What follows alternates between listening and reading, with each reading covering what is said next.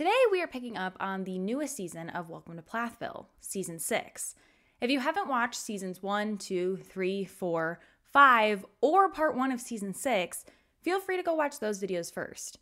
Everything is included in the playlist. Hi, I'm Danny, and you can normally find me on this channel diving into TLC shows, Christian fundamentalism, and exposing family vloggers.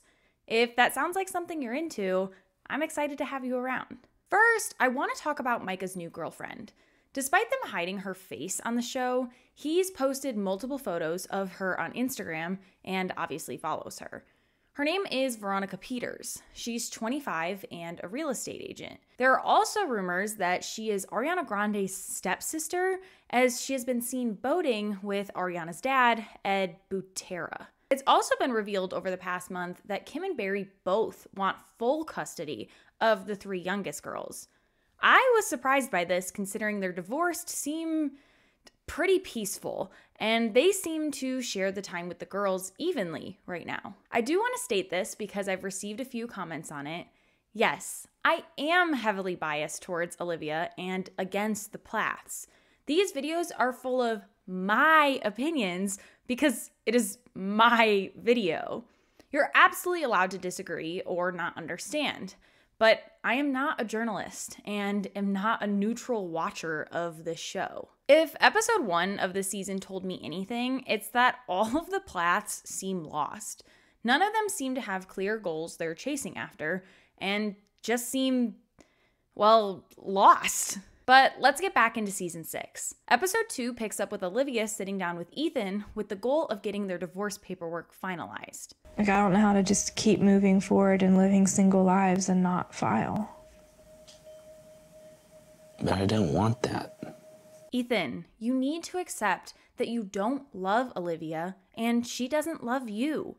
You love the idea of staying with your wife because it seems easier, but you've learned year after year that you don't enjoy doing life together.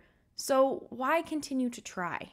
I feel like Ethan's indecision confirms my decision. She explains that her marriage was full of inconsistencies, and his display of emotions right now is exactly that. It was a constant back and forth of feeling loved and then unloved.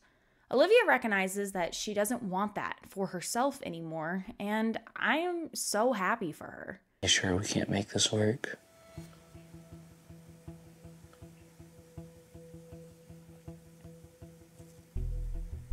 My heart goes out to how much Ethan is hurting here, but I truly cannot understand why he thinks he can tell someone he doesn't accept who they are and then is shocked they don't want to be a part of his life anymore. Moving on is going to take time, but holding on to a non-existent love is going to make the process impossible to start. But Ethan doesn't get that and refuses to finalize the divorce process. So I feel stuck. I don't really know what to do.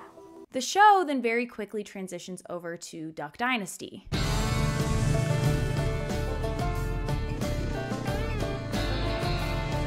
Oh, sorry.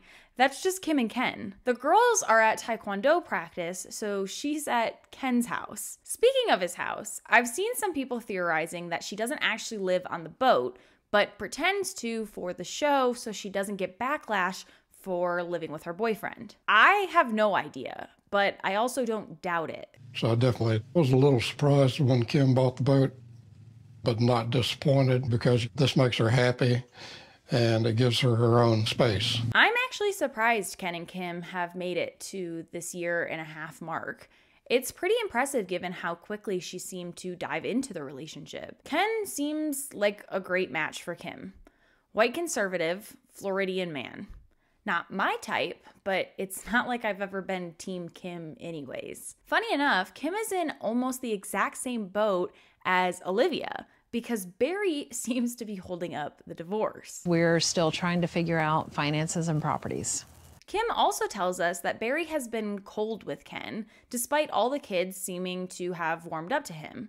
He won't even look at him. Funny how when the Plaths hold grudges, it's justifiable, but when Olivia does, it's the work of Satan.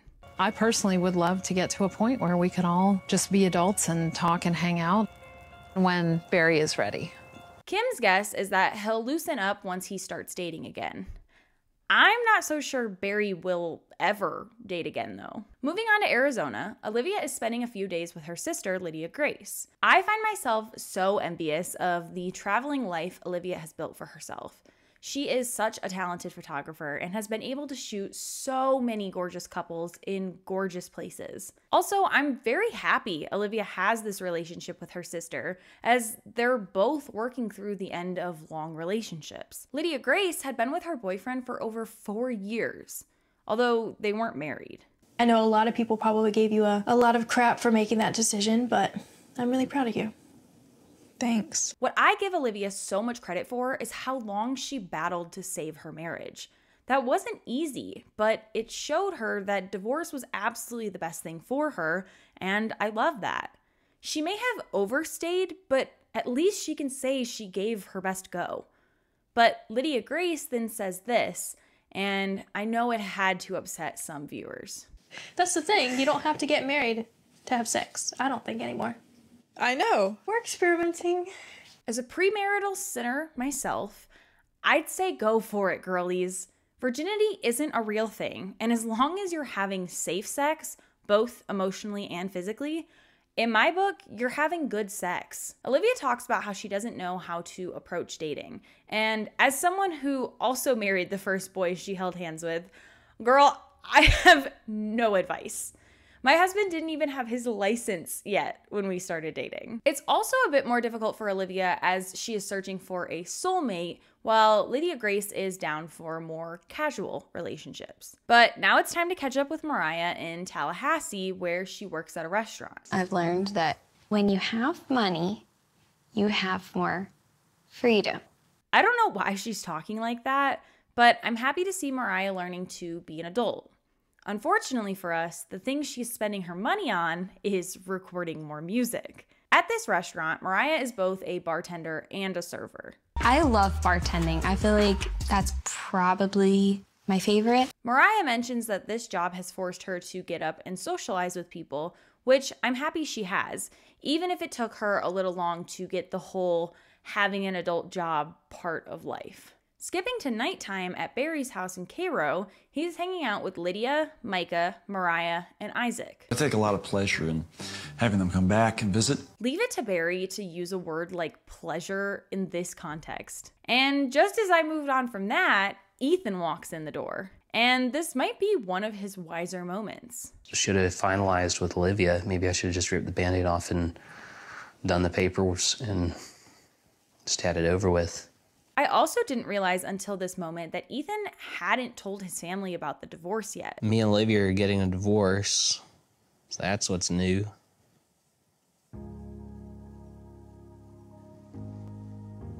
Instead of just letting this be a moment about supporting Ethan, they all, including Ethan, take this as an opportunity to bash Olivia. And Lydia was smiling ear to ear. I felt like I had to do things or not have relationships with people to try to make us work. If you're so upset by that, why are you fighting to keep Olivia, Ethan? I'm confused. So I can only imagine how Olivia has been feeling all these years. But Ethan is honest about what happened with him and Olivia a few days ago, and unfortunately, Barry's advice to him is not to rush things. I say unfortunately because it's already been months since they split, and their relationship has been crumbling more and more over the years. Ethan can take all the time in the world to heal from this hurt, but holding off the divorce is just selfish and unnecessary. I also don't agree with what Barry says here. I think you did a lot. You really did so much to make it work. When did he do that?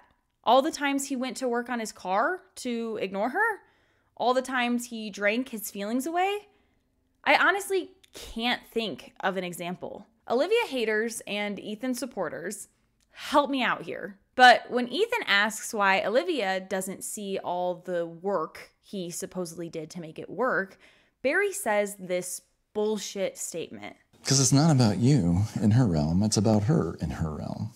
Oh my God. If that were true, Olivia would have left so much earlier. Are you kidding me, Barry? Then things get weirdly intense when Barry mentions that the 3 youngest kids are with Kim and asks Ethan if he plans to go visit them. I hadn't made any plans. I didn't know that they weren't here.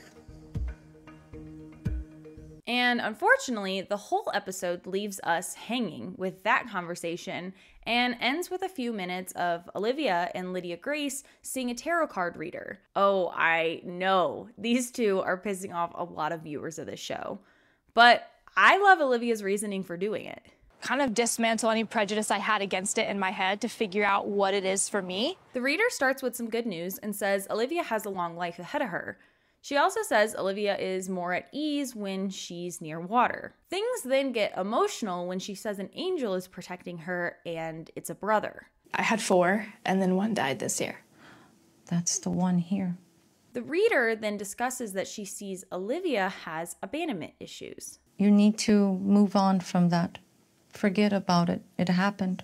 Harsh, but fair advice. She loses Olivia a little bit with this next part. It does show me that you're meant to be married once, and you're meant to have 2 children.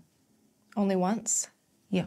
Obviously, Olivia doesn't love to hear this and clarifies that she's newly divorced. The reader explains that they'll both attempt 2 different relationships and fail. So that's the timing that you and him will reunite. Olivia, I'm right there with you, girlie.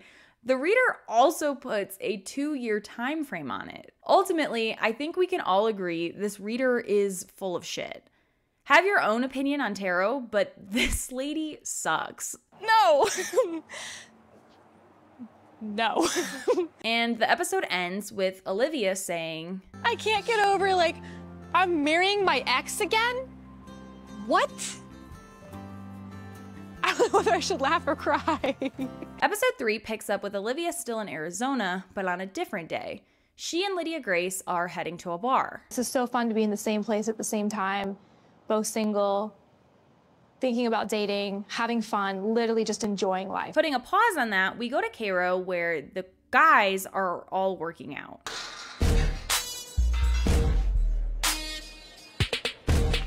Barry has found a depression partner to work out with. Things in your life can either cripple you or it can be one of the most powerful motivators for you to change your life. Don't get me wrong, working out is so important, especially when you're going through it. But let's also be real in saying Ethan needs to learn how to talk to a professional therapist, not gain big muscles. Grief is a phase, anger is a phase, depression is a phase, and you just walk through it. I do not enjoy these gym scenes. Well, dude, you made a good show of it, but I outpumped you today. I might just join Lydia Grace and Olivia at the bar after that one. But I don't think Olivia fully knows what she's doing yet because this is what she brought in her purse. I've got a tub of fresh mozzarella, because you can't get that at the bar. Fair point, I guess. In Cairo, Mariah is going through her clothes. Anyway, I want to go through my my clothes and get rid of a little bit of the 16-year-old Mariah style. Lydia is there to help Mariah after returning from her mission trip and then months of traveling.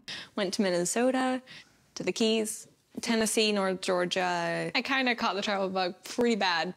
The girls then get to talking about how they have both been considering going to college. Wait, Not like you've been actually thinking about going to college? I've been thinking of a lot of things. This is also where we get an update about Lydia's secret boyfriend from last season. Unfortunately, they broke up. I've been able to face a lot and remain somewhat decently steady through it all. Obviously, Lydia gives the credit of her strength to God, and I love that for her. Then Mariah shares an idea. We could go to college together. We could go to college together? We could go get into debt together. But now we're back in Arizona, and Olivia is talking about how she hates having to wait in lines to get into bars. You guys don't have to stand in line, though. Because now we know you? No, it's just because you guys are hot women. But even when Lydia Grace calls her awkward, Olivia is more than okay with that. But at the end of the day, I'm still always going to be awkward. Still always going to be dorky. It's just me. I truly do love her and feel like her confidence is growing more and more. Fast forward to another day, they are now going on a hike before Olivia heads back to Minnesota. Even just this little hike kind of symbolizes what my life looks like now. I'm choosing to fill it with very positive things, positive people. I need to get better at doing that. Good for Olivia. Back to Ethan, it is his last day before heading back to Minnesota, and he's heading to Kim's house, or boat, to see the little girls. Kim and Barry currently have 50-50 custody, so Ethan didn't have the choice of keeping Kim out of this. Ethan is at the point where he wants a relationship with his mom again and feels like the sole reason he didn't was Olivia. Kim seems to feel the same. And then there was the credit card story that Olivia told, which made everything worse.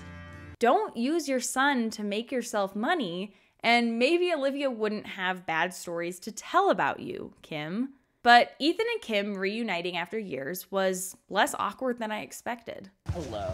Hey. Hey, how are you?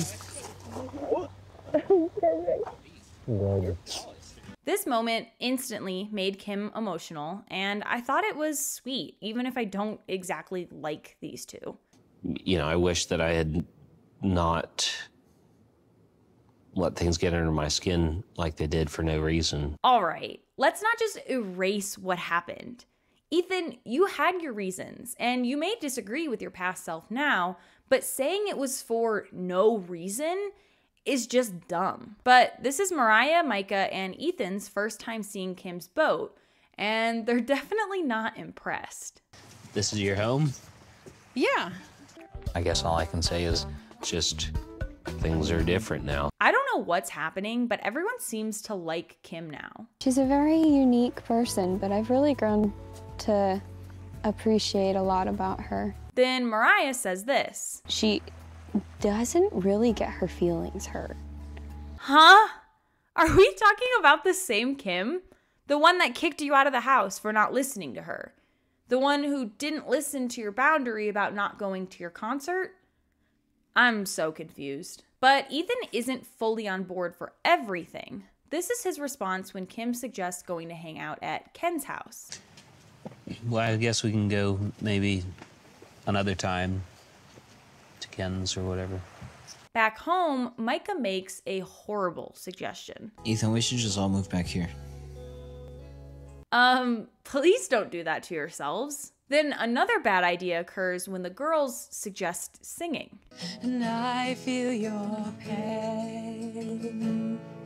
I hear you when you cry at night. Make it stop, please. When you trust someone, it gets you killed. When you love someone, they'll hurt you still. At least Ethan isn't terrible vocally. They then end the night singing together.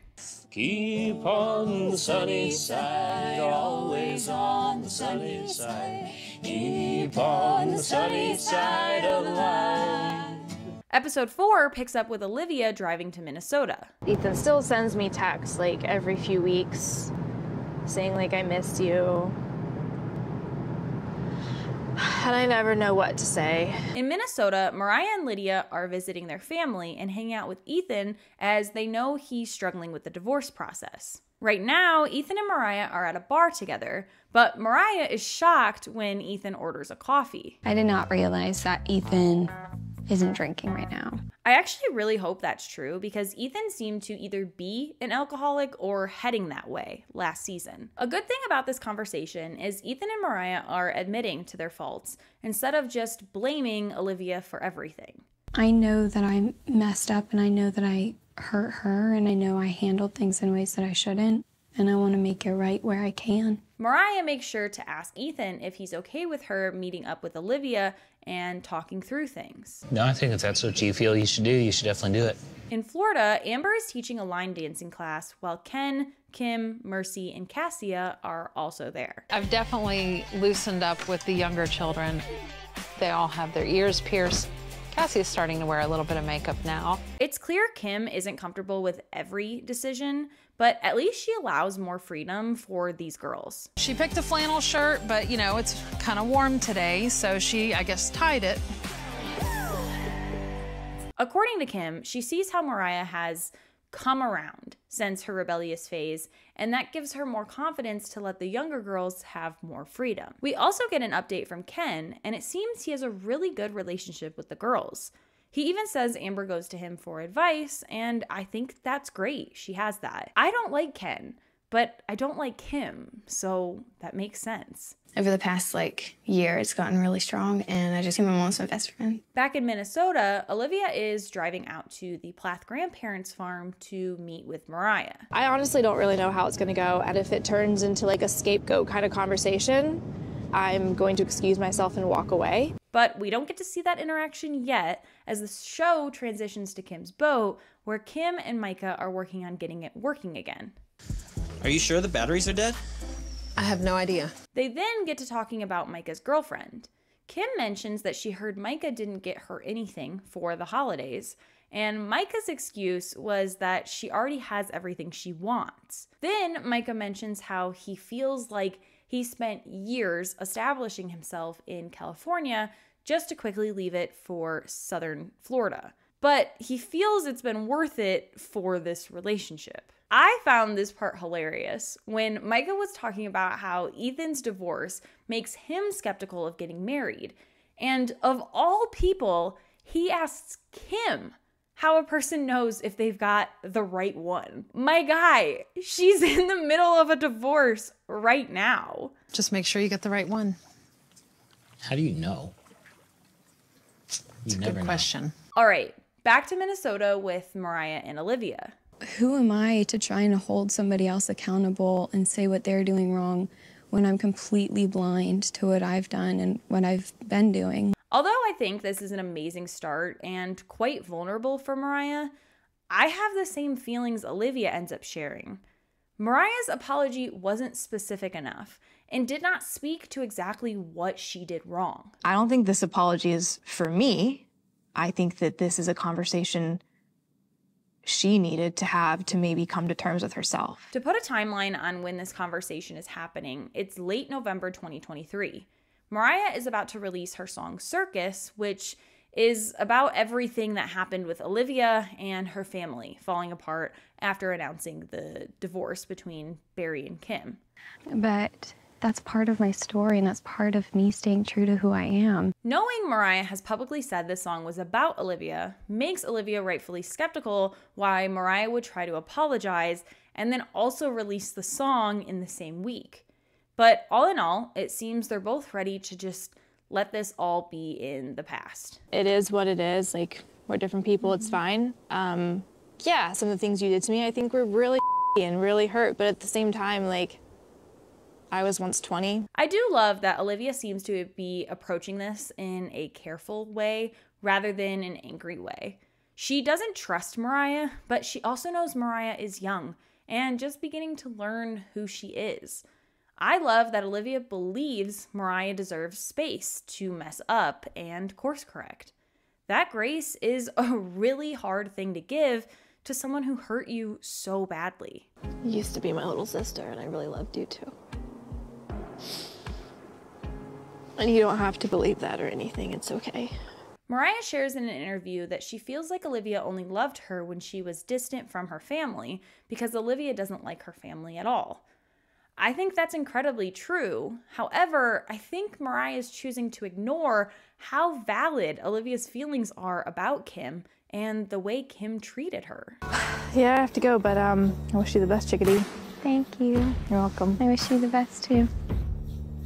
A bittersweet end to a complicated relationship. Episode 5 then opens with the girls in Florida doing Taekwondo while Kim, Ken, and Micah watch. I'm really happy that my younger sisters get to do all these classes and activities outside of the house that, I wasn't really allowed to do growing up. It is odd to me that Barry and Kim didn't put the kids in any sports prior to the divorce, but most things they did as parents are odd to me. When Micah was young, we had 9 children from teenager down to infant, and I physically couldn't go cart them off all over the place for lessons. And this is why I'm against people having so many kids. At Ethan's apartment, Lydia went to go get coffee, so Mariah and Ethan are talking about how her conversation with Olivia went and how Ethan is feeling about everything. If it means anything, I think you're really strong. Thanks. But now we turn to the slumlord himself, Barry. He and Micah are looking at one of the houses he rents out and are talking about moving there instead of keeping the big house. I think it would be a good move. We also find out Micah has been working on opening his own landscaping and fencing company in southern Florida. Micah then brings up the conversation of Barry dating. Google, how do I get Riz? And what is that? It's everything you're not. Although, as Micah said, there's plenty of women in his DMs wanting to be set up with Barry. So I guess there's someone for everyone. Then Barry shares what he's looking for. Someone who makes me laugh. And so I can make her laugh, she can make me laugh. Someone who is somewhat athletic, that would be great. In Minnesota, Olivia has been at the apartment by herself all day, packing up her things, and now Ethan has just gotten home. Why is it that I feel like you can move on so easily? Is this just a front that you put on? I feel like you don't care.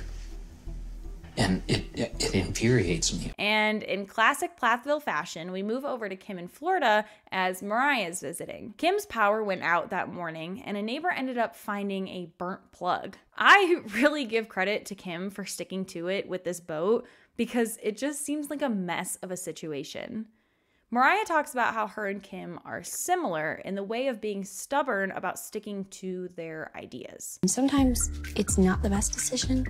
I'm not saying Mom's vote was a bad decision. She wanted it. She's happy, and I think that that's wonderful. Mariah also mentioned that she talked to Olivia. If she feels like she needed to, I don't know, smooth things over, then I guess that's fine.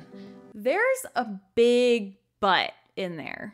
I think we've all seen and experienced enough hurt from dealing with Olivia that it does make me kind of scared to think about. All right, so Kim has not changed. Mariah has the ability to acknowledge her faults, but Kim still just sees Olivia as the enemy. Olivia wasn't around when you decided to divorce Barry, Kim. She can't be your scapegoat forever. One thing I really want to give Mariah credit for is not letting this current breakup she's going through destroy her the way she did in the past. She isn't hiding in her room anymore. All right, now back to Olivia and Ethan. Olivia is trying to say none of this has been easy, but she's moving on quicker than him because she has felt this relationship dying for years. It seems Ethan is just beginning to try and work through what Olivia has been experiencing all these years. It was not a healthy relationship, but I can say that, I tried. But it could have been. Olivia's face is all that needed to be said. Everything bad could have been better, but it wasn't. Duh. It's not my job to help, to fix all of this for him. He's got to do it on his own.